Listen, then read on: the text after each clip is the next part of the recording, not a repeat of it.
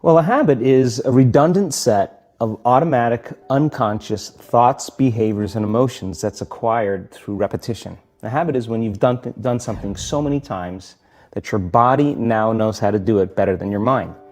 So if you think about it, people wake up in the morning, they begin to think about their problems. Those problems are circuits of memories in the brain. Each one of those memories are connected to people and things at certain times and places. And if the brain is a record of the past, the moment they start their day, they're already thinking in the past. Each one of those memories has an emotion. Emotions are the end product of past experiences. So the moment they recall those memories of their problems, they all of a sudden feel unhappy, they feel sad, they feel pain. Now, how you think and how you feel creates your state of being. So the person's entire state of being when they start their day is in the past. So what does that mean? The familiar past will sooner or later be predictable future. So if you believe that your thoughts have something to do with your destiny, and you can't think greater than how you feel, or feelings have become the means of thinking, by very definition of emotions, you're thinking in the past. And for the most part, you're going to keep creating the same life. So then people grab their cell phone, they check their WhatsApp, they check their text, they check their emails, they check Facebook, they take a picture of their feet, they post it on Facebook, they tweet something, they do Instagram, they check the news, and now they feel really connected to everything that's known in their life. And then they go through a series of routine behaviors. They get out of bed on the same side, they go to the toilet, they get a cup of coffee, they take a shower, they get dressed, they drive to work the same way, they do the same things, they see the same people, they push the same emotional buttons, and that becomes the routine, and it becomes like a program. So now they've lost their free will to a program, and there's no unseen hand doing it to them. So when it comes time to change, the redundancy of that cycle becomes a subconscious program. So now 95% of who we are by the time we're 35 years old is a memorized set of behaviors, emotional reactions, unconscious habits, hardwired attitudes, beliefs, and perceptions that function like a computer program. So then a person can say with their 5% of their conscious mind, I want to be healthy, I want to be happy, I want to be free. But the body's on a whole different program. So then how do you begin to make those changes? Well, you have to get beyond the analytical mind, because what separates the conscious mind from the subconscious mind is the analytical mind. And that's where meditation comes in, because you can teach people through practice how to change their brainwaves, slow them down. And when they do that properly, they do enter the operating system where they can begin to make some really important changes. So most people then wait for crisis or trauma or disease or diagnosis. They wait for loss, some tragedy to make up their mind to change. And my message is, why wait? And you can learn and change in a state of pain and suffering, or you can learn and change in a state of joy and inspiration. And I think right now, the cool thing is that people are waking up. The stronger the emotional reaction you have to some experience in your life, the higher the emotional quotient, the more you pay attention to the cause. And the moment the brain puts all of its attention on the cause, it takes a snapshot, and that's called a memory. So long-term memories are created from very highly emotional experiences. So what happens then is that people think neurologically within the circuitry of that experience, and they feel chemically within the boundaries of those emotions. And so when you have an emotional reaction to someone or something, most people think that they can't control their emotional reaction. Well, it turns out if you allow that emotional reaction, it's called a refractory period, to last for hours or days, that's called a mood. I say to someone, hey, what's up? You say, I'm in a mood. Well, why are you in a mood? Well, I had this thing happen to me 5 days ago, and I'm having one long emotional reaction. If you keep that same emotional reaction going on for weeks or months, that's called temperament. Why is he so bitter? I don't know, let's ask him. Why is he so bitter? Why are you bitter? Well, I had this thing happen to me 9 months ago. And if you keep that same emotional reaction going on for years on end, that's called a personality trait.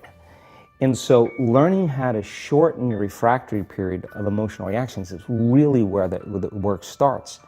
So then people, when they have an event, what they do is they keep recalling the event, because the emotions of stress hormones, the survival emotions, are saying, pay attention to what happened, because you want to be prepared if it happens again. Turns out most people spend 70% of their life living in survival and living in stress. So they're always anticipating the worst case scenario based on a past experience. And they're literally, out of the infinite potentials in the quantum field, they're selecting the worst possible outcome, and they're beginning to emotionally embrace it with fear. And they're conditioning their body into a state of fear. Do that enough times, body has a panic attack without you. You can't even predict it because it's programmed subconsciously. So then you say to the person, why are you this way? And they'll say, I am this way because of this event that happened to me 15 or 20 years ago. And what that means from a biological standpoint is that they haven't been able to change since that event. So then the emotions from the experience tend to give the body and the brain a rush of energy. So people become addicted to the rush of those emotions, and they use the problems and conditions in their life to reaffirm their limitation, so at least they can feel something. So now when it comes time to change, you say to the person, why are you this way? Well, every time they recall the event, they're producing the same chemistry in their brain and body as if the event is occurring, firing and wiring the same circuits and sending the same emotional signature to the body.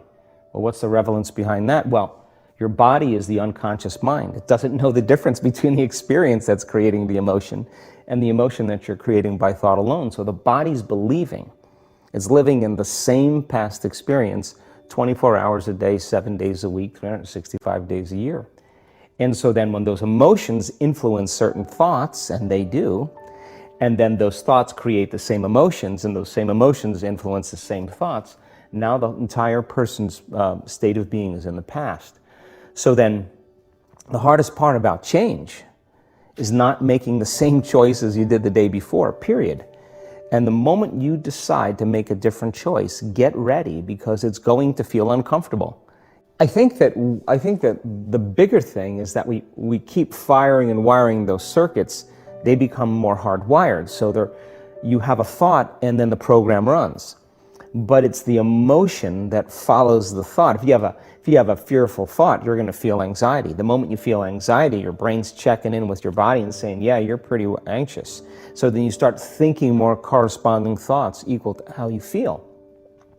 Well, the redundancy of that cycle conditions the body to become the mind. So now, when it comes time to change, a person steps into that river of change and they make a different choice, and all of a sudden, they don't feel the same way.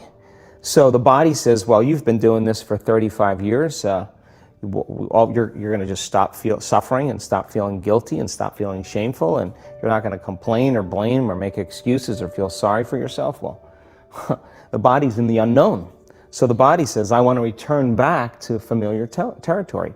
So the body starts influencing the mind, and it says, start tomorrow.